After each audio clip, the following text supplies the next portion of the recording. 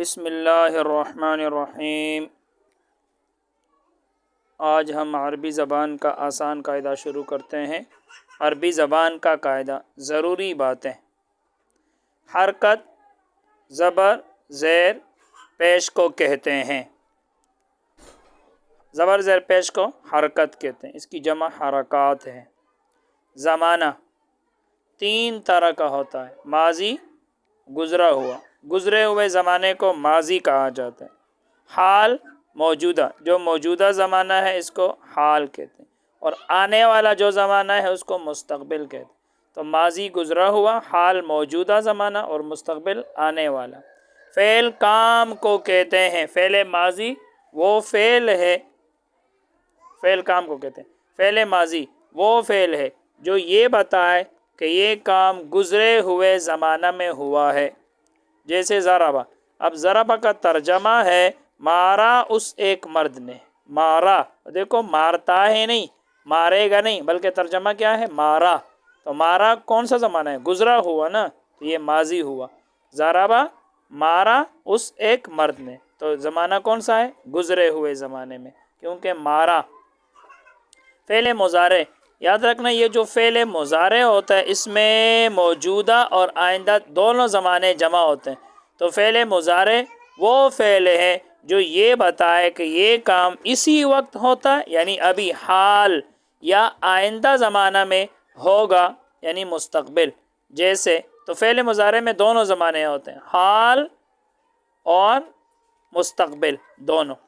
تو فعل مضارع وہ فعل ہے جو یہ بتائے کہ یہ کام اسی وقت ہوتا ہے یا آئندہ زمانے میں ہوگا۔ جیسے یضرب، وہ ایک مرد اسی وقت مارتا ہے، یعنی وہ ایک مرد مارتا ہے یا مارے گا۔ تو مارتا ہے حال ہو گیا، اور مارے گا وہ کون سا زمانہ ہو گیا؟ مستقبل آنے والا۔ یضرب، وہ ایک مرد اسی وقت مارتا ہے یا آئندہ زمانے میں مارے گا۔ فعل مضارع کے آخر میں پیش آتا ہے۔ یہ دیکھو اب فعل مضارع ہے، فعل مضارع، یہ دیکھو اس کے آخر میں آپ کو پیش نظر آ رہا ہے، یضربو، با پیش بو۔ امر اس فعل کو کہتے ہیں جس میں کسی کام کا حکم دیا جائے۔ جس فعل میں کسی کام کا حکم دیا جائے اس کو امر کہتے ہیں، امر۔ جیسے اضرب، تو مار، دیکھو میں آپ کو مارنے کا حکم دے رہا ہوں، تو مار، اضرب۔ اسی طرح اسمع، تو سن، کل، تو کا، قل، تو کہو۔ تو جس میں کسی کام کا حکم دیا جائے اس کو امر کہتے ہیں۔ نہیں اس کا الٹا ہے، اس کی ضد ہے، نہیں اس فعل کو کہتے ہیں جس میں کسی کام سے روکا جائے۔ امر میں کسی کام کا حکم دیا جاتا ہے، اور نہیں میں کسی کو کسی کام سے روکا جاتا ہے۔ جیسے لا تضرب، تو مت مار، لا تسمع، تو نہ سن، لا تذهب، تو مت جا، اس طرح۔ واحد ایک کو، تثنیہ دو کو، جمع دو سے زیادہ کو کہتے ہیں۔ ایک کو عربی میں واحد کہتے ہیں، دو کو تثنیہ کہتے ہیں، اور دو سے زیادہ کو جمع کہتے ہیں۔ مذکر نر کو کہتے ہیں، نر کو، اور مؤنث مادہ کو کہتے ہیں۔ غائب وہ ہے جو موجود نہ ہو۔ حاضر وہ ہے جو موجود ہو، جس سے بات کی جائے، جو سامنے بیٹھا ہو، جس سے بات کی جائے۔ متکلم بات کرنے والے کو کہتے ہیں، خود بات کرنے والے کو متکلم کہتے ہیں۔ جیسے میں متکلم ہوں، میں بات کر رہا ہوں، تو متکلم بات کرنے والے کو کہتے ہیں۔ ماضی و مضارع کے، ماضی آپ نے پڑھ لیا، گزرے ہوئے زمانہ۔ مضارع میں دونوں زمانے ہوتے ہیں، حال اور مستقبل۔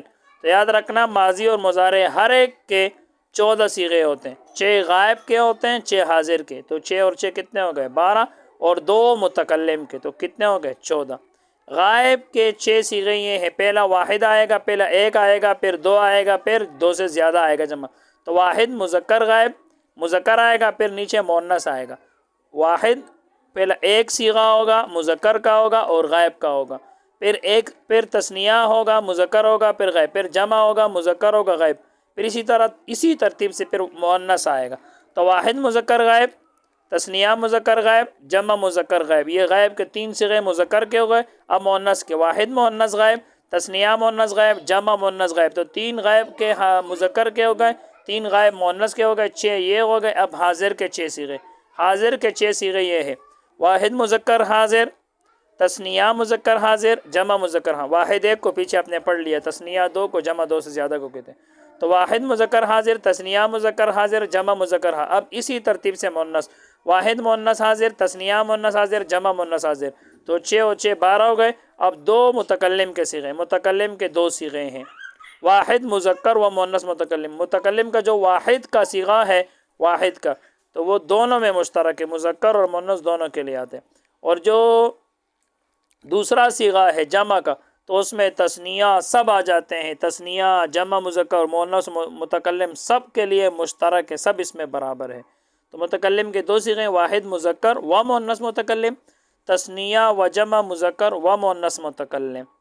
تو یہ 6 غائب کے 6 حاضر کے 2 متکلم کے صیغے ہو گئے، ٹوٹل یہ 14 صیغے ہوتے ہیں، 6 ماضی کے، وہ 14 ماضی کے اور 14 مضارع کے۔